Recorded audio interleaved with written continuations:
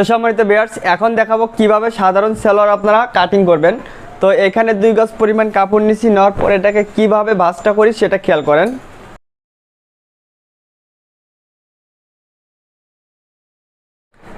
তো দেখলেন প্রথমে এইভাবে একটা ভাঁজ দিলাম, দেওয়ার পরে এইভাবে আমরা 4 পার্ট করে নিলাম। এখানে 4 পার্ট কাপড়, 1 2 3 4 পার্ট কাপড় হতে হবে অবশ্যই।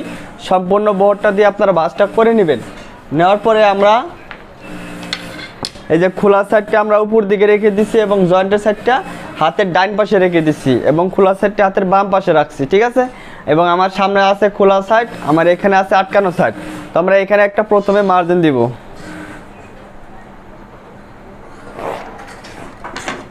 তো স্ক্রিনে যে মাপটা দেখতেছেন এই মাপের জন্য কাটিং করব। তো যার বডিটা 30 থেকে 35 বা 36 ইঞ্চি হবে তাদের জন্য এই মাপে কাটিং করলেই সালোয়ার ভালো ফিটিং হবে। এখন এইখান থেকে ধরে আমরা বেলের যে অংশটা হবে সেটা বাদ দিয়ে ধরবো 6.5 ইঞ্চি।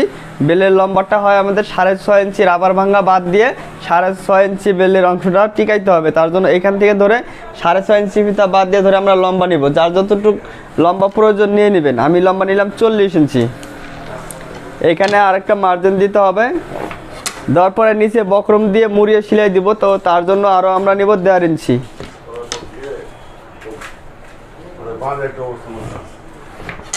দাগ দেওয়ার পরে এখন আমরা নিব পায়ের মুখ। পায়ের মুখ হচ্ছে 12 ইঞ্চি, যেহেতু সাধারণ সালোয়ার তো তার জন্য পায়ের মুখ দেবো আমরা 12 ইঞ্চি। 12-এর অর্ধেক কত? 6 ইঞ্চি এখানে নিব। দেখেন 6 ইঞ্চি নেওয়ার পরে সেলাইয়ের জন্য আরও 1 ইঞ্চি আমরা বাড়তি নিব।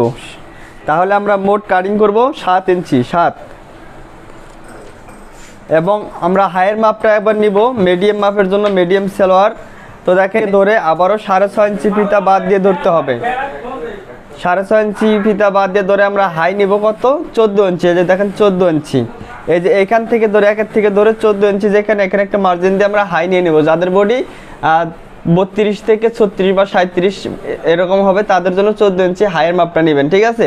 তো বেলের যে অংশটা সেটা বাদ দিয়ে ধরে আমরা 14 ইঞ্চি নিলাম এখানে। এবার আমরা এখানে যে হাইয়ের রাউন্ড দেব তো তার জন্য আমরা নিব দেখেন 2 ইঞ্চি। আপনারা 1.5 ইঞ্চিও নিতে পারেন, 2 ইঞ্চিও নিতে পারেন, আর তবে 2.5 ইঞ্চি নেওয়া যাবে না, ঠিক আছে। এরপরে এখানে রাউন্ডটা আপনারা এইভাবে মিলিয়ে নেবেন।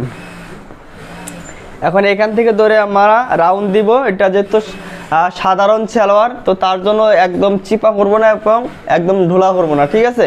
মিডিয়াম আকার একটা রাউন্ড শেপ দিয়ে দিব। তো খেয়াল করেন আপনারা এইভাবে আইডিয়া করে রাউন্ড শেপ দিবেন। এখানে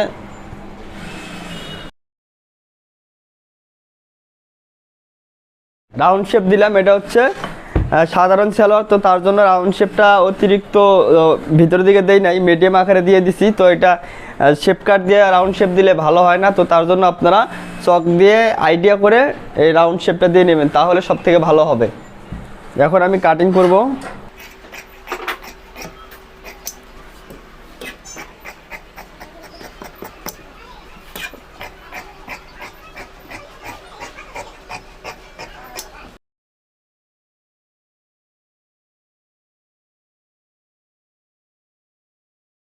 এখন আমরা এটাতে বেল নিব।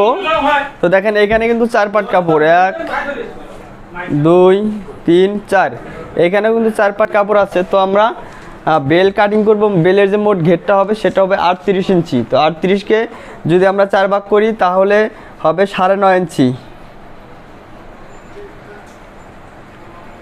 তো দেখেন 9.5 ইঞ্চি হবে, কারণ 4 ভাগ এজন্য করব যেহেতু এখানে 4 পার্ট কাপড় আছে। তো 38কে আমরা 4 ভাগ করব। যার যতটুকু কোমর হবে সেটাকে যদি 4 পার্ট কাপড় নেন তাহলে 4 ভাগ করবেন, আর যদি 2 পার্ট নেন তাহলে 2 ভাগ করবেন। তো আমি যেহেতু 4 পার্ট কাপড় নিছি তাহলে 4 ভাগ করব। তো 38-এ 4-এর 1 অংশ 9.5 নেওয়ার পরে আরও 1/2 ইঞ্চি বাড়তি নিব সেলার জন্য।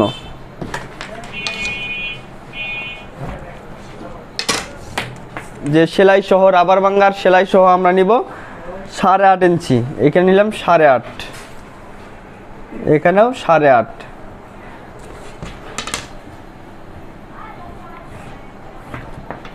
9 ইঞ্চি নিলে ভালো হতো, তো কাপড় যেহেতু শর্ট তো তার জন্য 8.5 ইঞ্চি নিলাম।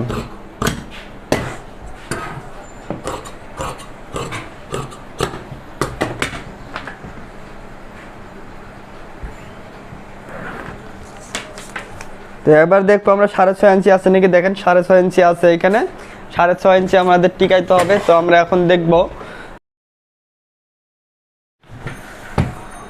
তো বেশ দেখেন আমাদের সালোয়ার কাটিং করা শেষ। এবার দেখেন এখানে যে বাড়তি কাপড়টা আছে এটা কিন্তু কুচি হওয়ার পরে এটার সাথে মেকআপ হয়ে যাবে, ঠিক আছে। তো ভিডিওটি যদি ভালো লাগে থাকে তাহলে চ্যানেলটি অবশ্যই সাবস্ক্রাইব করবেন এবং লাইক কমেন্ট করে পাশে থাকবেন।